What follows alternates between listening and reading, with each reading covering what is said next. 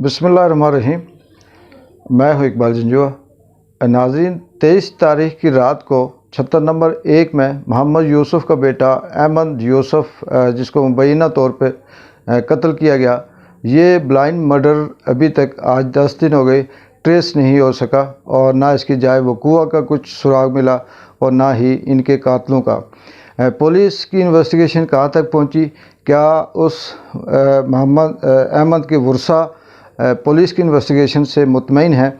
आज इसी हवाले से छत्तर नंबर 1 में ही कुछ अवाम इलाका ने अपने यूसुफ से उसका जो मौक़िफ़ है वो लिया और बाकी जो जय्यद सहाफ़ी थे वो भी वहाँ मौजूद थे और सहाफ़ियों के सामने यूसुफ ने पुलिस इन्वेस्टिगेशन के हवाले से और अपने बेटे के कत्ल के हवाले से किस तरह के ख़दशात का इज़हार किया, ये आप ख़ुद ही उनकी ज़ुबानी सुनिए। बेटे का जो कत्ल हुआ है उस हवाले से 23 तारीख रात को ये वाक़या हुआ है। आज 2 तारीख हो गई है। इस वक्त तक जो इन्वेस्टिगेशन हो रही है उससे मैं मुतमईन नहीं हूँ। मैं SHO साहब से सुबह में जाता हूँ, शाम को आता हूँ, शाम के बाद घर पहुँचता हूँ, लेकिन अभी तक मुझे कोई इन्वेस्टिगेशन के बारे में कोई जो है ना मुझे ऐसा पॉइंट नहीं मिला जिससे मैं मुतमईन हूँ। SHO साहब से मैंने कहा है कि वो रिपोर्ट पोस्टमार्टम की रिपोर्ट बताएं। जो पोस्टमार्टम की रिपोर्ट आई है वो SHO साहब ने उठा के मुझे दिखाई है और बताया है कि उस रिपोर्ट में ये चीज़ लिखी गई है कि सुबह साढ़े 8 बजे हॉस्पिटल वालों ने जैसे पीछे से पेट में दोनों गोलियां पीठ से लगी हैं, बैक साइड से लगी हैं। इस गोली से उसकी डेथ नहीं हुई है।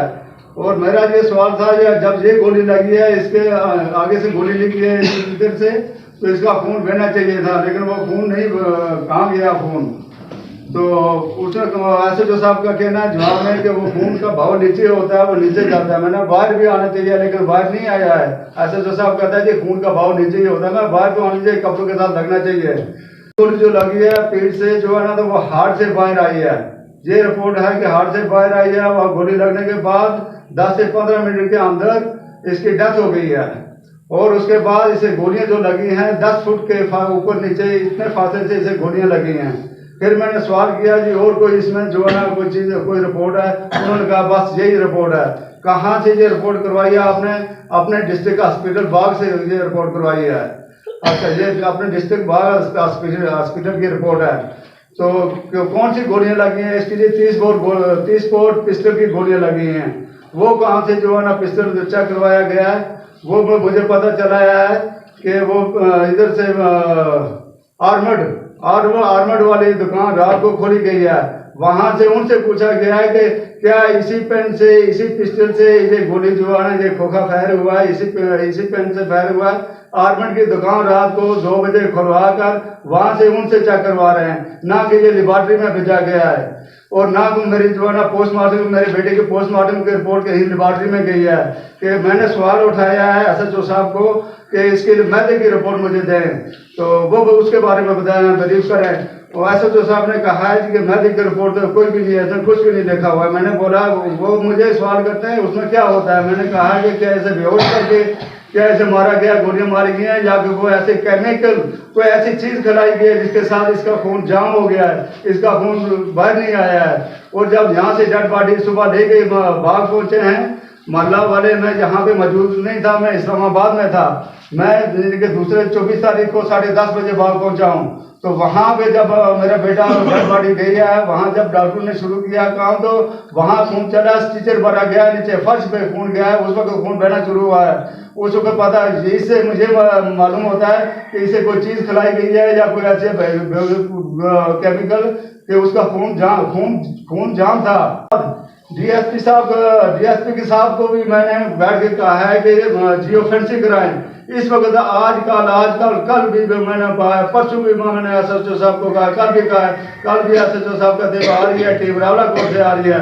अगले दिन कुछ दिन 5-6 दिन पहले जो है ना मुझे इश्तियाक साहब, तफ्तीशी इश्तियाक साहब ने कहा था कि मीरपुर से हम बंदा मंगवा रहे हैं। वहाँ से कोई स्पेशल ब्रांच है, वहाँ से स्पेशल बंदा है, वहाँ से आ रहा है, लेकिन वो भी इस वक्त तक नहीं है। आज भी मुझे ये कह रहे हैं पुलिस रोजाना आती है, वहाँ मोहल्ले में आके बैठ के फिर टूट के घूम फिर के चले जाते हैं। इस वक्त तक मुझे जिनके मैं मुतमईन नहीं हूँ, पुलिस ने जो भी कार्रवाई की है मुझे कोई रिस्पांस नहीं मिल रहा है कि जिस पे मैं मुतमईन हूँ कि मेरे बेटे का केस ठीक हो रहा है। फिर मुझे तो ये दायर हो रहा है कि उनको कातिल मिल चुके हैं, उन्हें पता है इस चीज का, लेकिन वो सामने नहीं ला रहे हैं। बीच में कोई मिलावट या कोई शामिल हो गया दूसरा बंदा, ताकि वो केस सामने नहीं आ रहा है। मैं आप लोगों से और उसके बाद अगर मैं आपके सामने आया हूँ, अगर ये चीज मेरा हल नहीं होता है, मैं डीएसपी एसपी साहब के ऑफिस के सामने धरना दूंगा। और मेरा रह गया एक ही बेटा था, वो चला गया, एक बेटी है और मेरी वाइफ है और मैं हूँ। अब हम तीन रह गए, मेरे पीछे कोई भी नहीं है। और मेरी रिक्वेस्ट है, अगर इस चीज का हल नहीं होगा तो मैं डीएसपी साहब के और एसपी साहब के जो है ना ऑफिस के सामने जो है ना अपने आप को खुदकशी करके जो है ना खत्म कर दूंगा। और इस चीज का वो जिम्मेदार होंगे जो इस वक्त जो है ना हुक्मरान है, वो जिम्मेदार हैं। लिहाजा बराए मेहरबानी मेरी रिक्वेस्ट है आप सब से कि इसमें आपके तामत के साथ ये मेरा मामला हल किया जाए। मेरे बच्चे का कातिल सामने आना चाहिए। बाग में होता हूँ मैं, यानी अपन ये मुझे पता है कि पुलिस इस साइड पे आई है, फलां घर से उसने खाना खाया है, फलां घर से खाना खाया, उसने चले गए वापस। और आज रात को भी पूरी रात पुलिस यहाँ पे रही है, हमारे प्रोफेसर हारून साहब के घर रही है, और सुबह से इधर ही है। सुबह हमारे घर आई है पुलिस, मैं नहीं था, मैं भाग गया हुआ था। मैं भाग से वापस आया हूँ और पुलिस वालों को मिला हूँ और वो चले गए। वो इसी तरह जो है ना मैं आप लोगों का तावन चाहता हूँ ताकि आप लोग मेरा साथ दें। इससे सिर्फ 1 से 2 दिन की डेडलाइन है मेरी तरफ से। अगर कुछ भी याद नहीं है तो फिर मैं हम तीनों जो ना बाप बेटी और मेरी वाइफ जो है ना हम सब खुदकशी करके अलग के हवाले हो जाएंगे। और वो ये हुक्मरान जो इस वक्त मौजूद हैं तो वो ये जिम्मेदार होंगे। तक जाए वो कुआ उसका भी अभी तक नहीं मिल सका है कि वो जाए वो कुआ कहाँ पे हुआ, ये कार्रवाई कहाँ की गई है, किस तरह की गई है, कहाँ पे मारा है, कौन सी जगह थी।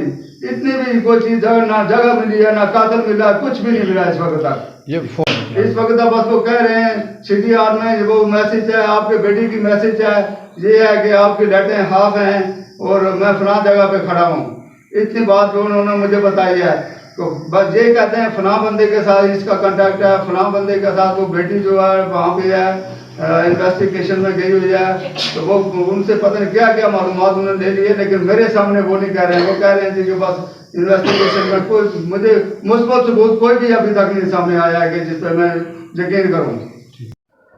नाज़रीन, ये थे मोहम्मद यूसुफ 76 नंबर 1 जिनका बेटा अहमद यूसुफ जिसका ब्लाइंड मर्डर है मुबैना तौर पे 23 तारीख की रात को मुबैना तौर पे कत्ल कर दिया गया।